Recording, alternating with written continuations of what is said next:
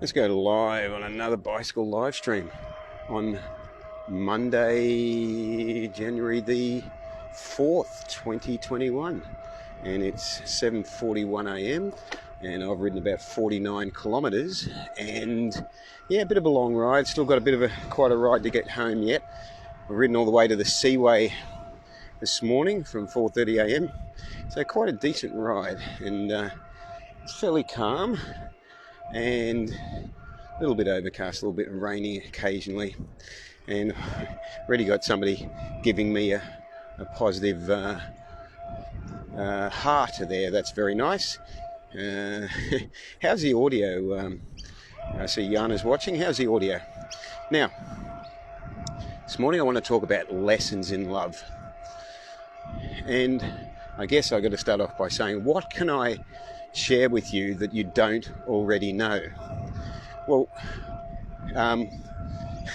happy Monday, Jana. Thank you for your comment. Is the audio good? So yeah, what can I share that we don't already know, that you don't already know? Very good audio, excellent. The lapel mic must be behaving itself. Nice. Really, there is really nothing I can tell you that you don't already know, but I can remind you of that which you have temporarily forgotten, or re-remind you, or reintroduce you to that which you already know. So with that in mind, let's talk about lessons in love. Now, this is sort of a follow-on from a live stream I did a couple of days ago, where I was talking about how we grow through adversity by looking, when we're challenged with difficulties, we use those challenges to look for a better way of handling things. That's one way. Pain is a great motivator. It's one way that we can grow. However, there's another way, a much more positive, loving, supportive way, and that is through the motivation of love from loved ones, from those themselves that are hold themselves in a positive state of love and wish the best for others. So with that in mind, and I'm thinking of someone very particular, I'm going to talk about lessons in love. When I was, in hindsight, it might be fair to say that as good as my upbringing was, there was a lot of challenge in it. Now, you know, this is nothing new for anyone. We all can talk about the different challenges that we faced in our upbringings.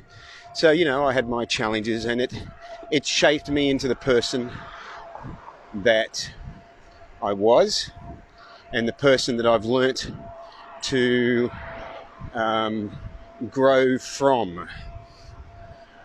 And that deepest need that we all have, that I have and you have and we all have, that need to love and be loved, I often found that a challenge to feel that as I was growing up. And there would be little examples where I would get a glimpse of what it was like to feel that kindness, to feel that little, that little bit of love coming in there. And I was thinking of this example of how I was on a school camp, I think in primary school. And, it obviously, this example I still remember to this day. So, and that was a long time ago. So obviously it struck a very deep emotional chord with me. And what happened was, there was an accident. We were up on a hill or a mountain, and one of the kids or something had slipped down the side or something. There was, there was a bit of an emergency, and they had to get, emergency people in to help. And, I don't remember much of those details, which is interesting. But the part that I remember that really stayed with me was that after the event had finished and it was nightfall, and it was, it was, I think after all the emergency people had gone and everything had sort of finished, One of the girls that was running the camp or whatever came up to me, and it was just a very simple thank you very much. It was just like, oh, thank you so much for helping. That was really nice, whatever.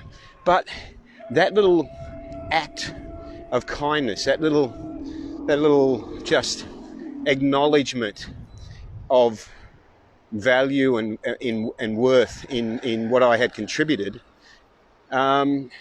just stuck with me. And here we are, 2021, and I can still remember, this girl just saying thank you very much for helping. So why would something like that, for me, be so significant? Because I think in hindsight, because it was a contrast to the environment that I'd considered normal, that I was living in, which was one where that was not always, those gestures of kindness were not always forthcoming like that. That need to be acknowledged, to be told that everything's okay, that you're a wonderful person, that what you're doing's okay. This acknowledgement of love, this reinforcement, was not forthcoming as in the way that I would like it to be, or in the frequency that I'd like it to be. So to have a stranger say that, rather than say a family member say that, was very, very significant. So then fast forward to an event I was at a couple of years ago, which was, there was an audience of about 120 or something of us, I think, at this event, this 3-day event. And on the last day, they had, sorry about the noise from the truck there.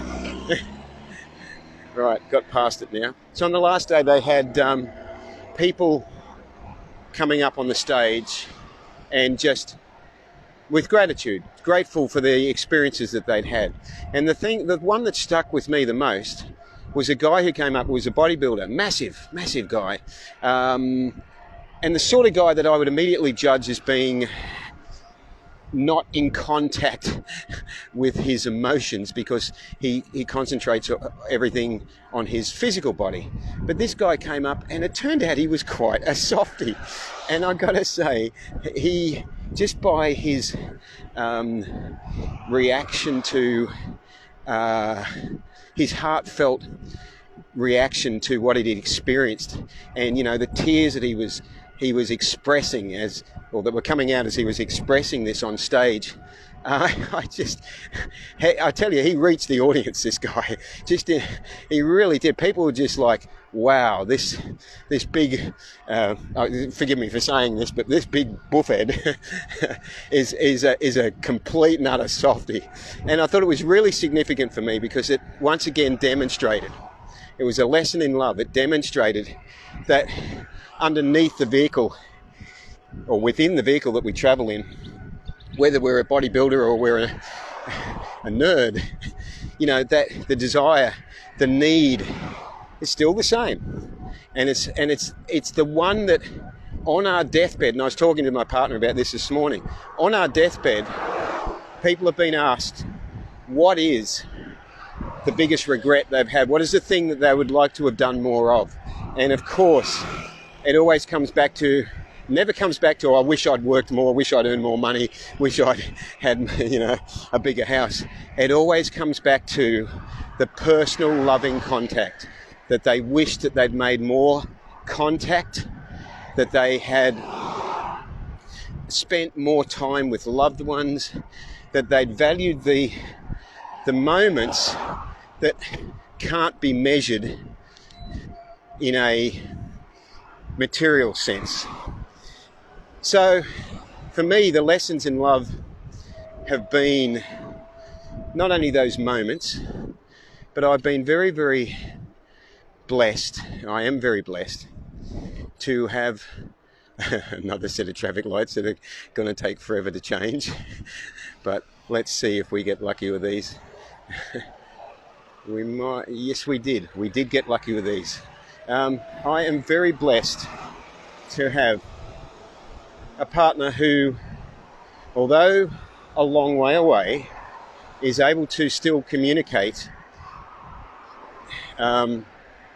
When she was here with me in Australia, and currently when in the temporary quarantine, borders closed situation where she's stuck overseas, is able to repeatedly show me the lessons in love, in how to treat and think of others with acceptance and compassion and forgiveness, and to move away from the model of judgment that shaped a lot of, personally for me, that shaped a lot of my upbringing, and move away from that judgment and to one of acceptance.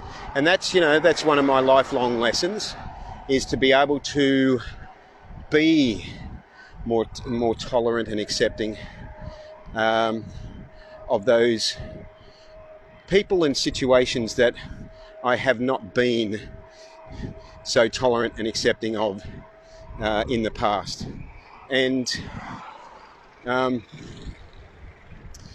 so the lesson in love that I get, and that I want to remind you of, comes because of my beautiful connection with my partner, because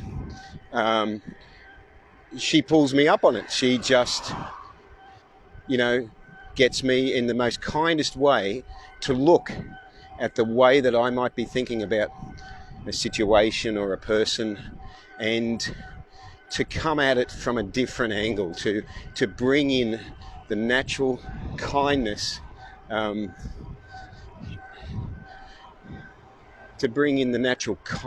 and compassion that we all carry, usually, sadly, very deeply buried within, but to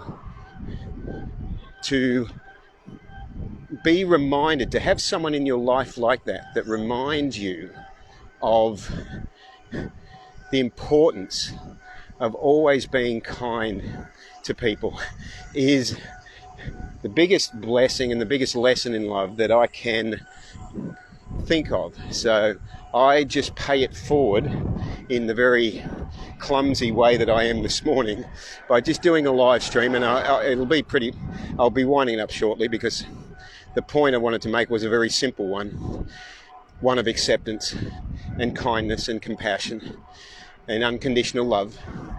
But in my very own clumsy way, I just pay it forward by reminding each of us, including myself, as I'm hearing myself say it, the importance of the way we accept others is a reflection of the way we accept ourselves, and is connected in with our self-worth.